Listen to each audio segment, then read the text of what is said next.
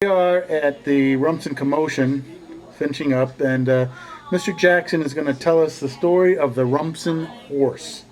Mr. Jackson. Thank you. You got to realize that this is the Sunday morning, afternoon after the commotion. So there's been 3 days of debauchery, drinking, all kinds of ugly activities. So I'm not at my best, I admit. And if I miss any important details, Dick Smith will be very happy to do a redux, Dead Horse Story #2. Right? Goes back to I was living in Rumson then, 19. I left there in 1980, 81. It was about the third year of the Rumson Hash. In the first 2-3 years of the Rumson Hash, there was never a hash that did the nonsense and the crazy stuff that we did. That's how we got our reputation. We're getting old now. We don't do any of that shit. People still remember the old stuff. But we were out hashing. It was the middle of winter, freezing cold. In the 20s, February, I think. And we're out hashing in the middle of nowhere, and we come upon this dead horse. And obviously, if you want to get rid of a dead horse, it's very expensive. So someone put this thing on a truck, drove it out middle, and dropped it, and hoped no one would know it. But we noticed it. We're kind of hanging around it. We do the hash, we come back, and I'm up in the shower. My kids are there. My one daughter was driving. My mother-in-law is there. My wife's there. My little kid's there. And I hear, "What's that in the driveway?" And the kids my mother-in-law's looking out the window, and I look at that out there, and I say, "Oh shit!" The same goddamn horse that we had seen 15 miles from there on the hash. These guys had gone back, got a truck, tied ropes to its legs, pulled it up on the goddamn truck, and then after I came home, while I was showering, they just dumped this thing on the driveway, legs up in the air like this, okay? And I'm looking, I said, I'm fucked. Wait, what am I going to do? My wife is one of the coolest people in the world. That freaked her out. Plus, my mother-in-law is looking and saying, she has no idea, what the hell's going on. She's deaf, legally deaf. So she had no idea what's going on. My daughter is, at that time she was about 10 years old or something. Said, "What is that?" So I realized, so I start calling the guys in the hash. And I said, "Oh, good, it's funny and shit." Everyone denies any knowledge of anything about a dead horse. Absolutely nothing, okay? So I'm starting to panic. My wife's panicking. The family's panicking. My daughter, who just drive home, pulls up in front of the house to park, and there's the horse in the driveway. She can't park, and the neighbors are beginning to notice. So I did an embarrassing thing. I actually called the police, I don't know if it was a good move or not, but I called, and Rumson's a little town. They have their own police department, very protective of their residents. And I said, "Officer," I said, "there's a dead horse in my driveway." And they were cool. We come right down there. The sergeant came, the thing, about 3 of them.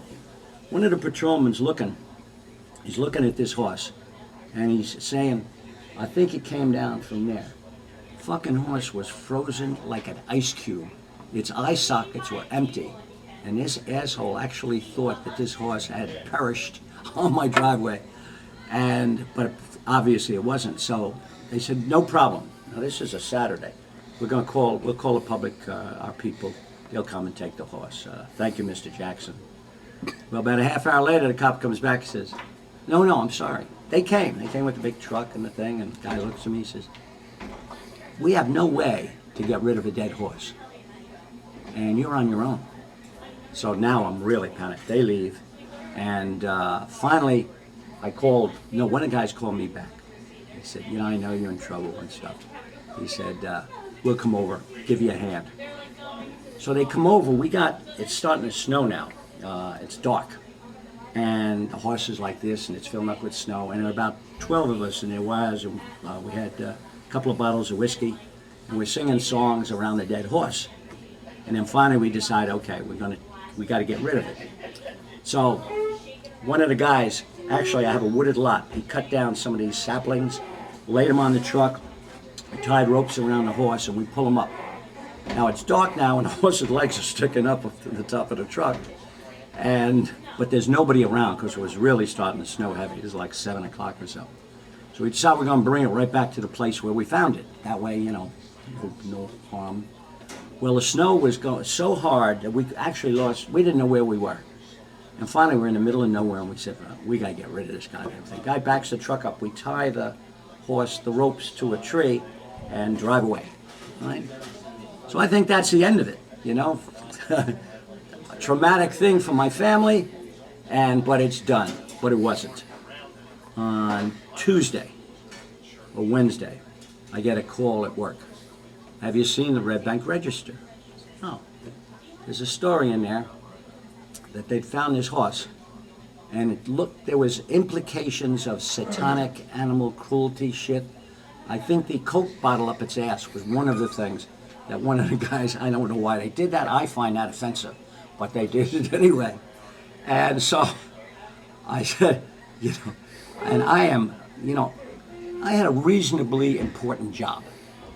Getting arrested for animal cruelty or sadistic acts on horses would have really damaged my career, to say the least. I get on the phone, I call my lawyer, I tell him, what's happened. He's laughing like hell. And he said, when the cops get you, when they call and stuff, just give me a call, don't say anything. So Tuesday, Wednesday, Thursday, Friday, Saturday, nothing. And I'm thinking to myself, it's in the paper. The Rumson cops were there.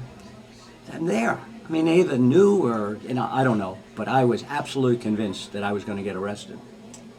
So come Saturday to hash time, Keith Kanega, he and I are co-founders of Rumson Hash, he picks me up. And we drive to the Little Silver train station.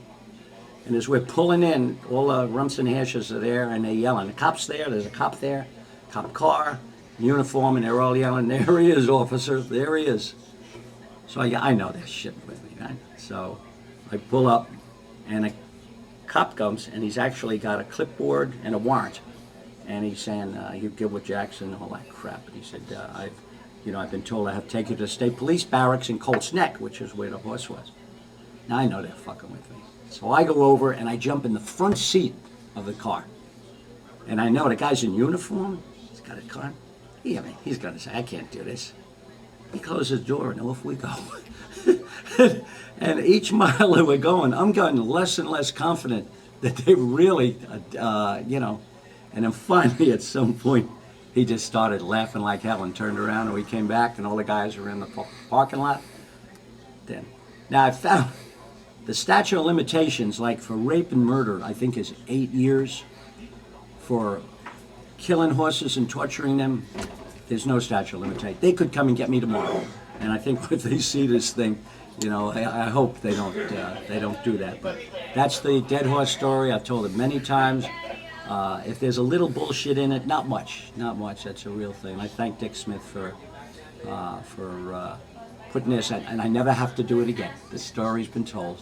On. All right, thank you, Mr. Jackson.